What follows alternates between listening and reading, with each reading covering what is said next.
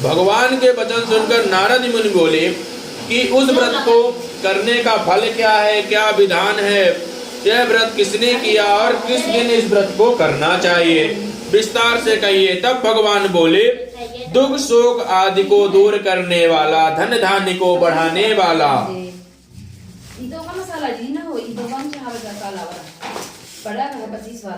धन धान्य को और सौभाग्य तथा संतान को देने वाला, यह व्रत सब स्थानों पर विजय करने वाला है।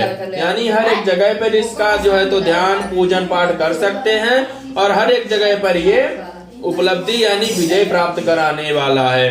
भक्ति और श्रद्धा के साथ किसी भी दिन इस मनुष्य भी सत्यनारायण की शाम के समय ब्राह्मण और बांधवों के साथ धर्मपरायण होकर पूजा करें।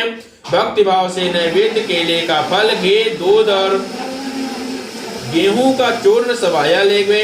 गेहूं के अभाव में साठी का चूर्ण, शक्कर और गुड़ लें और सब भक्षण योग्य पदार्थ जमा करके भगवान को अर्पण करें। हे देव बंधु बांधवों सहित ब्राह्मणों को भोजन करा के पश्चात भोजन करें। नृत्य गीत आदि का आचरण करें। सत्यनारायण भगवान का स्मरण करते हुए समय व्यतीत कर दें। इस तरह से भगवान मनुष्यों की इच्छा पूर्ति निश्चय ही पूरी होती है। विशेष पर कलि काल में भूमि पर यही मोक्ष का सरल उपाय है। बोलो सत्यनारायण भगवान की जय। दिगस्कंद पुराणे रेवाखंड श्री सत्यनारायण व्रत कथायाम प्रथमाध्याय। बोलो सत्यनारायण भगवान की जय। दूसरा अध्याय। श्री सूत जी कहते हैं, ऋषियों, जिसने पहले समय में इस व्रत को किया था उसका इतिहास मैं आपको ध्यान पूर्वक सुनाता हूँ। सुंदर नगर में काशीपुरी नामक एक अत्यंत निर्धन ब्राह्मण रहता था। काशीपुरी नगर में वह ब्राह्मण प्रेम करने वाला, भगवान से ब्राह्मणों को दुखी होकर एक बूढ़े ब्राह्मण का रूप धरकर वह भूख प्यास से बेचैन रहता था, पृथ्वी पर घूमता रहता था।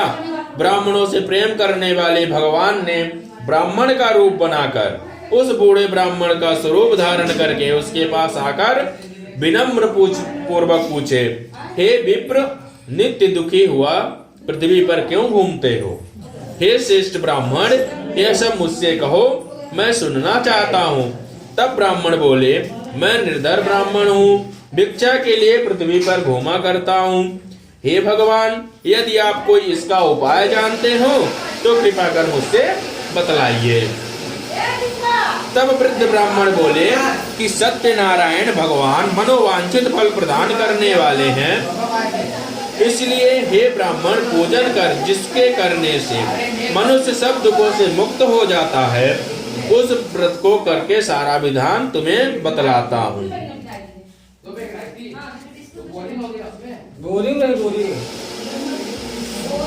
ब्राह्मण का रूप धारण करने वाले सत्यनारायण भगवान अंतर ध्यान हो गए। जिस व्रत को वृद्ध ब्राह्मण ने बतलाया था उसको मैं अवश्य करूंगा, ऐसा मन में निश्चय करके उसे रात में नींद नहीं आई। वह सवेरे उठकर भगवान सत्यनारायण के व्रत का निश्चय कर भिक्षा के लिए चला गया। उस दिन उसको भिक्षा में बहुत सा धन प्राप्त हुआ और जिससे वह बंधु बांधवों के साथ यानी भाई बहनों के साथ सत्यनारायण का व्रत किया। इसके करने के बाद वह विप्र सब दुखों से मुक्त होकर अनेक प्रकारों की संपत्तियों से यानी नाना प्रकार के धन उसके घर में उत्पन्न हो गए। भगवान की कृपा से वह अच्छा विप्र ब्राह्मण यानी एक अच्छा समय से हर विप्र वह मास का व्रत करने लगा। इस तरह से भगवान सत्यनारायण के व्रत को जो करेगा वह सब पापों से छुटकारा पाकर मोक्ष को प्राप्त होगा। आगे जो पृथ्वी पर सत्यनारायण का व्रत करेगा वह मनुष्य सब दुखों से मुक्त हो जाएगा एवं सभी दुखों से छुटकारा पा जाएगा। इस तरह नारद जी ने नारायण से कहा, यह व्रत मैंने तुमसे कहा हे विप्र, और अब क्या कहूँ? ऋषि बोले, हे मुनीश्वर, संसार में इस विप्र ने सुनकर किस किस समय में इस व्रत को कथा को किया वह सब मैं सुनना चाहता हूँ। इसके लिए हमारे मन में श्रद्धा है। और सूत जी बोले, हे मुनियों, जिसने इस व्रत को किया है वह सब सुनो एक समय। एक समय विप्र धन और ऐश्वर्य के अनुसार बंधु बांधवों के साथ व्रत करने के लिए तैयार हुआ। उसी समय एक लकड़ी बेचने वाला बूढ़ा आदमी आया और बाहर लकड़ियों को रखकर विप्र के मकान के अंदर गया। प्यास में दुखी लकड़हारा उनको व्रत करते देखकर विप्र को नमस्कार किया। कहने लगा कि आप यह क्या कर रहे हैं, इसके करने से क्या फल मिलता है, कृपा कर मुझे विस्तार पूर्वक बतलाइए। ब्राह्मण ने कहा, सब मनोकामनाओं को पूरा करने वाला यह सत्यनारायण भगवान का व्रत है। इसके ही कृपा से मेरे यहाँ धन धान्य आदि की वृद्धि हुई है। विप्र इस व्रत के बारे में जानकर लकड़हारा बहुत प्रसन्न हुआ। चरणामृत ले और खाने के बाद अपने घर को गया। लकड़हारा अपने मन में इस प्रकार का संकल्प किया कि आज गांव में जाकर लकड़ी बेचने से जो धन प्राप्त होगा उससे सत्यनारायण देव का उत्तम व्रत करूंगा। यह मन में विचार कर वह बूढ़ा आदमी लकड़ियां अपने सिर पर रखकर जिस नगर में धनवान लोग रहते थे उस नगर में, यानी उस नगर का नाम सुंदर नगर था, सुंदर नगर में वह प्रस्थान किया। वह ऐसे सुंदर नगर में गया। उस रोज वहां उसने उन लकड़ियों का दाम पहले दिनों में 4 गुना दाम प्राप्त किया। तब वह बूढ़ा लकड़हारा दाम ले और अति प्रसन्न होकर पके केले की कली, शक्कर, घी, दूध, दही और गेहूं का चूर्ण इत्यादि सत्यनारायण भगवान के व्रत के लिए कुल सामग्रियों को लेकर अपने घर गया। फिर उसने अपने भाइयों को बुलाकर विधि के साथ भगवान जी का पूजन और व्रत किया। उस व्रत के प्रभाव से वह बूढ़ा लकड़हारा धन पुत्र आदि से युक्त हुआ और संसार के समस्त सुख भोग कर वैकुंठ को चला गया। इति श्री स्कंद पुराणे रेवाखंडे श्री सत्यनारायण व्रत कथायाम द्वितीयो अध्याय। बोलो सत्यनारायण भगवान की जय।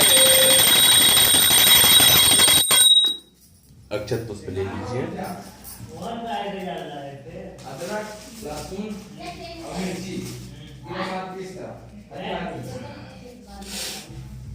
तीसरे अध्याय में श्री सूत जी कहते हैं, हे श्रेष्ठ मुनि, अब मैं तुम्हें आगे की कथा कहता हूँ, सुनो। पहले समय में उल्कामुख नाम का एक बुद्धिमान राजा था। वह सत्य वक्ता और जितेंद्रिय था। प्रतिदिन देव स्थानों पर जाता और गरीबों को धन देकर उसके कष्ट दूर करता था। उसकी पत्नी कमल के समान मुख वाली थी और सती साध्वी थी। भद्रशिला नदी के तट पर उन दोनों ने श्री सत्यनारायण का व्रत किया और उस समय वहां पर एक साधु आया। उसके उस पास व्यापार के लिए बहुत सा धन था।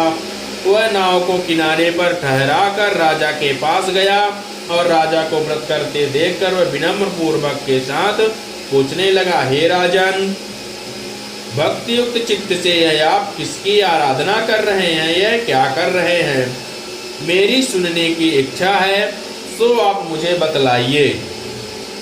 तब राजा बोलते हैं, हे साधु, अपने बंधुओं के साथ पुत्रादि की प्राप्ति के लिए, यानी संतान प्राप्ति के लिए एक महाशक्तिमान सत्यनारायण भगवान का व्रत व पूजन किया जा रहा है।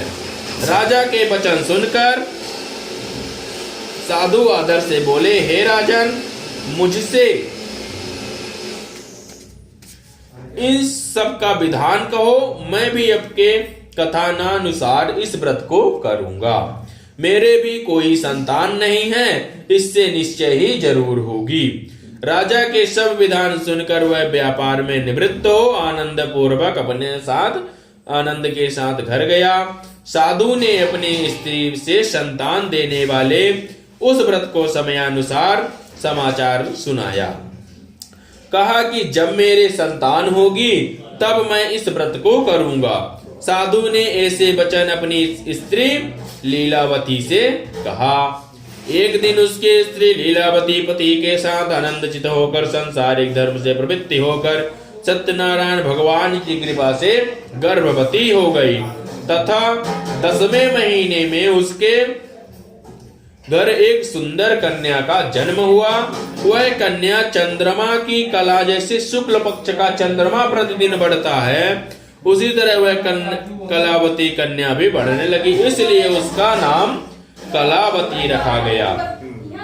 तब लीलावती ने मीठे शब्दों में अपने पति से कहा कि जो आप पूर्व में संकल्प भगवान सत्यनारायण का व्रत करने के लिए बोले थे, कृपया आप उसे करिए।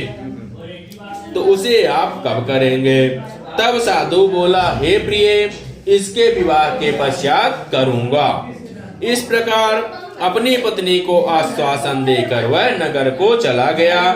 कलावती पितृ गृह में वृद्धि को प्राप्त हो, यानी कलावती जो उसकी कन्या थी वह दिनों दिन प्रतिदिन बढ़ने लगी, वृद्धि को प्राप्त हुई। साधु ने जब नगर में सखियों के साथ अपनी पुत्री को देखा तो तुरंत ही दूत बुलाकर कहा कि हे पुत्री, पुत्री के लिए सुयोग वर देख कर लाओ। साधु की आज्ञा पाकर दूत कंचन नगर पहुंचे और वहां पर जाकर खोज किए और देखभाल कर लड़की के लिए सुयोग्य बड़े पुत्र को ले आया गया। उस सुयोग्य लड़के को देखकर साधु ने अपने बंधु बांधवों सहित प्रसन्न चित्त अपनी पुत्री का विवाह उसके साथ कर दिया, किंतु दुर्भाग्य से विवाह के समय भी उस व्रत को करना भूल गया। तब श्री भगवान क्रोधित हो गए और श्राप दे दिए। उस व्रत को करना वह भूल गया और भगवान उसे क्रोधित होकर उसे श्राप दे दिए। तुम्हें दारुण दुख प्राप्त होगा, यानी तुम्हें बहुत कठिन दुख प्राप्त होगा। अपने कार्य में कुशल साधु बनिया जमाता सहित समुद्र के समीप स्थित रत्नसारपुर नगर में गए। वहां दोनों ससुर जमाई चंद्रकेतु राजा के नगर के समीप व्यापार करने लगे। एक रोज भगवान सत्यनारायण की माया से प्रेरित कोई चोर राजा का धन चुरा कर भागा जा रहा था, किंतु राजा के दूतों को आता देखकर चोर ने घबराकर भागते हुए राजा के धन को वहीं चुपचाप रख दिया जहां वो ससुर जमाई ठहरे हुए थे। जब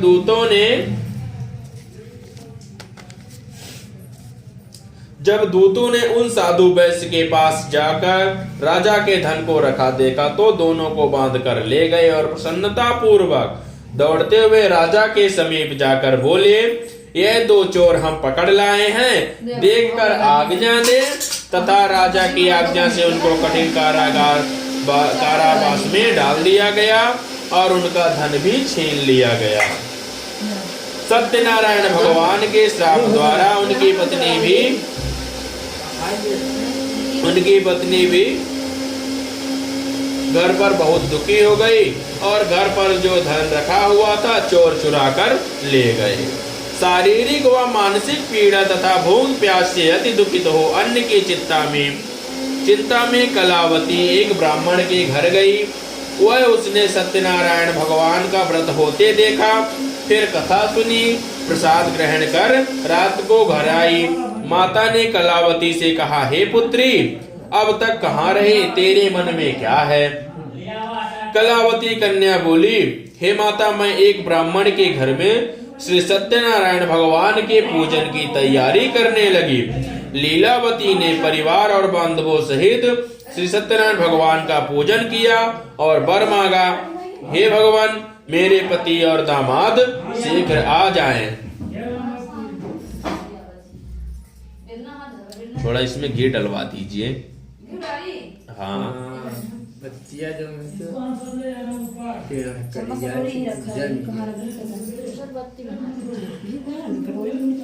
ये घी है ना? बत्ती डाली नहीं, तेल घी दोनों मिक्स मत करिएगा। पिघला नहीं है?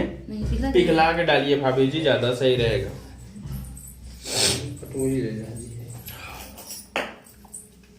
साथ ही प्रार्थना की और कि हम सबका अपराध क्षमा करो।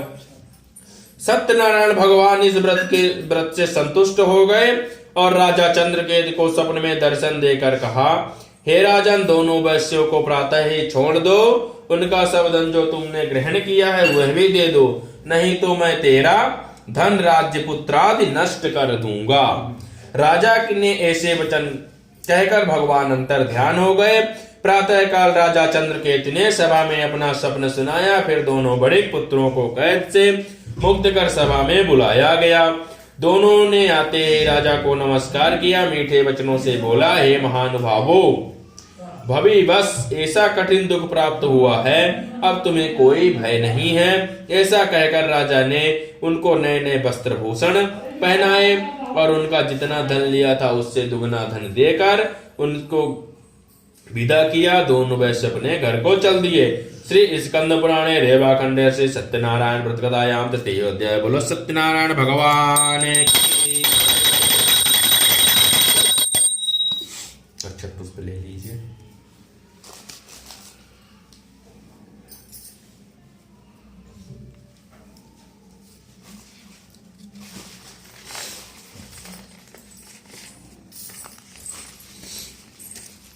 चौथे अध्याय में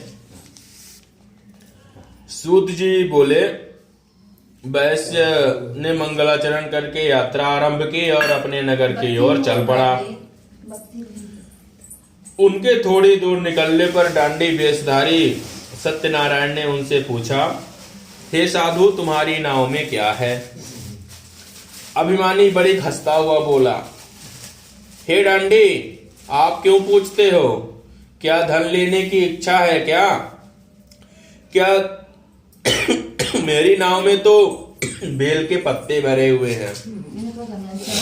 वैसे कठोर वचन बोला, यानी ब्राह्मण जो था वह भगवान से झूठ बोला, कठोर वचन बोला। तो भगवान ने कहा, तुम्हारा वचन सत्य हो जाए। डांडी ऐसा कहकर कुछ दूर जाकर बैठ गए। डांडी के जाने पर वैश्य ने नित्य क्रिया करने के बाद नाव को ऊंची उठी देखकर अचंभा मान गया कि नाव में बेल पत्ते आदि देखकर मूर्छित हो गया, जमीन पर गिर पड़ा।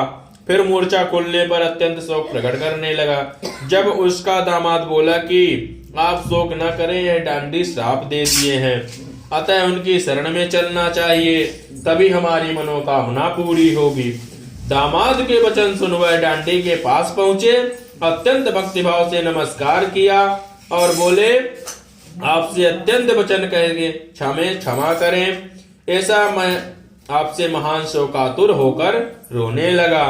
तब डांडे भगवान ने बड़े पुत्र से, मेरी आज्ञा से बार बार तुम्हें दुख प्राप्त हुआ है, तुम मेरी पूजा से विमुख हुआ।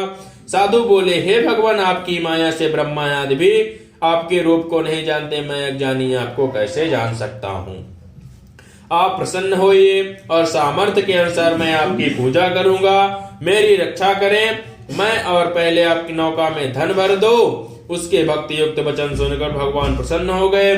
उसकी इच्छा अनुसार उस वर देकर अंतर ध्यान हो गए। तब वह उन्होंने नाव पर आकर देखा कि नाव धन से परिपूर्ण है। वह भगवान सत्यनारायण का पूजन कर साथियों के साथ अपने नगर को चल दिया। जब अपने नगर के निकट पहुंचा तब वह दूत को घर भेजा। दूत ने साधु के घर जाकर उसकी स्त्री को नमस्कार कर कहा कि साधु अपने दामाद सहित इस नगर के समीप आ गए हैं। ऐसे वचन सुन साधु की स्त्री ने बड़े हर्ष के साथ सत्यदेव का पूजन कर पुत्री से कहा, मैं पति के दर्शन को जाती हूँ, तुम कार्य को पूर्ण शीघ्र कर आ जाना। माता के ऐसे वचन सुनकर कलावती प्रसाद को छोड़कर पति के पास गई। प्रसाद की अवज्ञा के कारण सत्यदेव भगवान उस पर रुष्ट हो गए और पति को और नाव सहित पानी में डुबो दिया। कलावती अपने पति को ना देखकर रोती हुई जमीन पर गिर गई।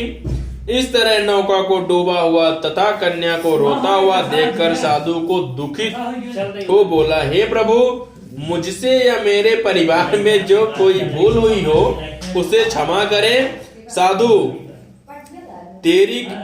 उसके दीन वचन सुनकर, वैश्य के दीन वचन सुनकर भगवान सत्यदेव प्रसन्न हो गए और आकाशवाणी हुई, हे साधु, तेरी कन्या मेरे प्रसाद को छोड़कर आई है, इसलिए इसका पति अदृश्य हो गया है। यदि वह घर जाकर प्रसाद खाकर लौटे तो इसे पति अवश्य मिलेगा। ऐसी आकाशवाणी सुनकर कलावती ने घर पहुंचकर प्रसाद खाया, फिर आकर पति के दर्शन किए। तत्पश्चात साधु ने बंधु बांधवों से